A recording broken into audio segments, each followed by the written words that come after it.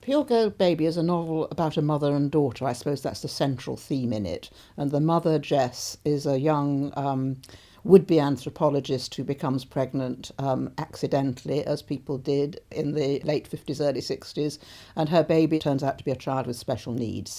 The narrative of the novel is their development through time together.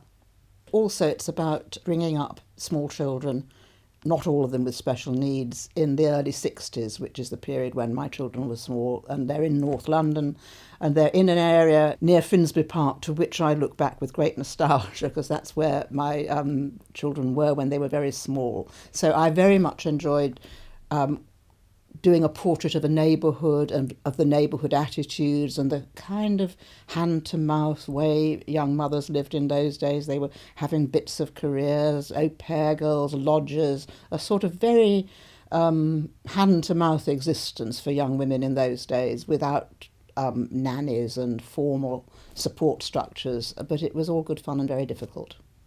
Anna is a child with undiagnosed learning difficulties, which probably, I think, relate to a difficult birth and oxygen deprivation, though it's never quite cleared up what the problem was. So she's vulnerable, she will never get beyond a certain development stage, and the book is really very much concerned with what happens to people when they're vulnerable, dependent, can't be on, after a certain stage, join in mainstream education. So while I was writing it, I looked into all sorts of questions about education, care homes, special homes, and I became very interested in what happens to children who don't go through the normal educational structure.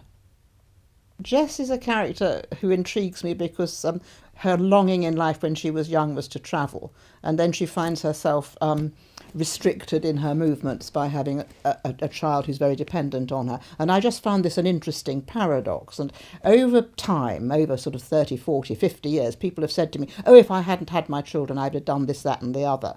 And what I'm interested in is when they can't do this, that and the other because of the children, what they then do choose to do. And Jess is an anthropologist. She's insatiably curious about everybody and about the patterns of life. And of course you can be a wonderful anthropologist in London because it's a forever changing anthropological scene. So I had quite a lot of fun with Jess's eye on what's been happening in the last 40 years. I said I'd never write another novel because I foolishly thought that in my last novel I'd solved all the problems of life and that I would have a long rest. And then, of course, when you have a long rest, you get really bored. And I thought, well, I will write another novel.